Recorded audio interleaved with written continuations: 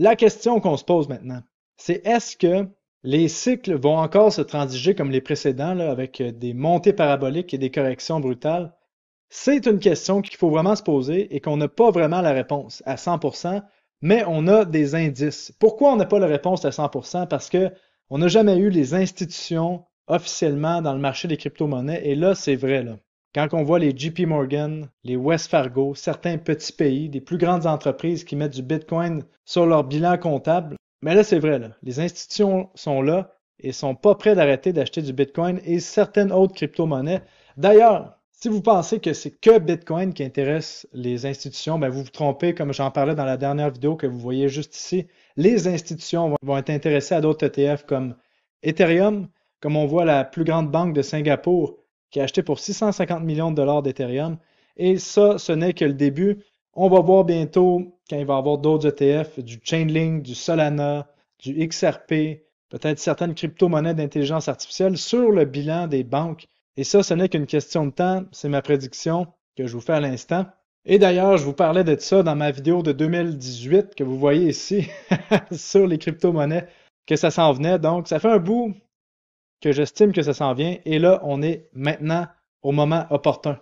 Donc, est-ce que ça veut dire qu'on va encore avoir des crashs de 85% après qu'on a eu des montées spectaculaires sur Bitcoin? Ben, selon moi, les crashs vont être moins profonds sur les plus gros actifs qui ont leur ETF, là, comme Bitcoin, bientôt Ethereum.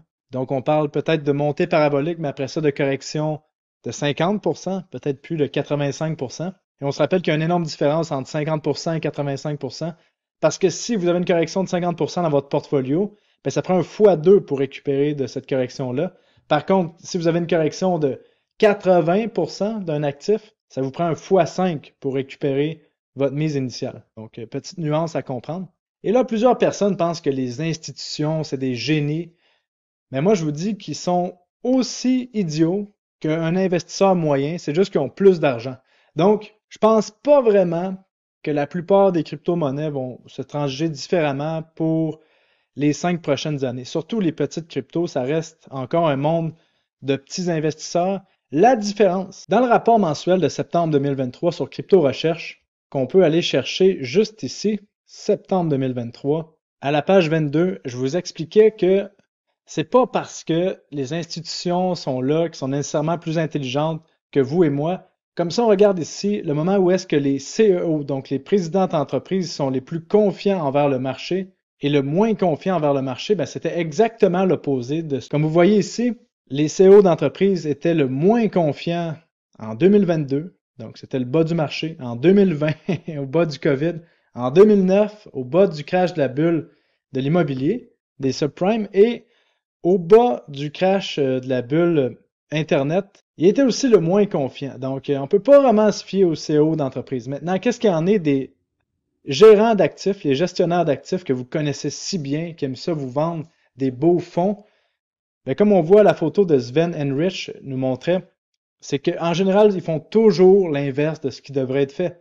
Ils sont le plus optimistes et le plus investis dans le marché, comme on voit sur l'image ici, lorsque le marché est à son haut, et sont le plus pessimistes et moins investis dans le marché lorsqu'on a des corrections. Donc, ils tradent exactement comme des idiots. Et la plupart des nouveaux investisseurs dans le marché des crypto-monnaies, c'est juste qu'ils gèrent des fortunes. C'est ça la différence.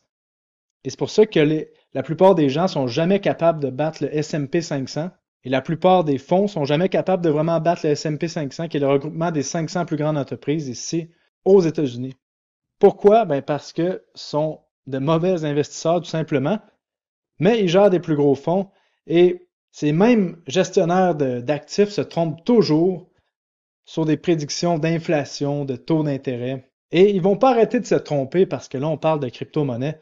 Donc, au final, ce qui est important de comprendre, c'est qu'il y a des vraies baleines qui sont cachées dans l'ombre, qui, eux, font de la vraie argent. Mais après ça, il y a des gestionnaires d'actifs qui gèrent l'argent du peuple, de vous et moi, que vous mettez dans vos fonds de retraite et que vous laissez à votre gérant d'actifs. Ben lui, souvent, il fait de la merde avec votre argent et il comprend pas les logiques de distribution de marché. Donc, qu'est-ce qui arrive dans un marché? Habituellement, on a une accumulation. Qu'est-ce qu'on a vu en 2022, 2023? Ensuite, on monte jusqu'à ce que il y ait de plus en plus de gens qui s'intéressent au marché. Et là, les baleines distribuent tranquillement. pendant que les gestionnaires d'actifs vont faire acheter leurs clients, pendant que les nouveaux investisseurs arrivent sur le marché, et on corrige. Donc, la morale d'histoire, c'est qu'on ne pourra pas vraiment prédire comment va se transiger à 100% le marché des cryptos, mais étant donné qu'on a des baleines, on peut s'attendre à avoir des distributions et des accumulations plus longues. Parce que les baleines, étant donné qu'ils ont des tellement grandes positions qu'ils doivent vendre tranquillement et acheter tranquillement sur le marché pour prendre des profits ou bâtir une position. Donc, il va falloir être plus prudent dans les ranges comme on voit actuellement. Là, je pense qu'on a un range de réaccumulation et non de distribution. Mais éventuellement, on va avoir des ranges de distribution et là, il va falloir être vraiment prudent pour la suite des choses.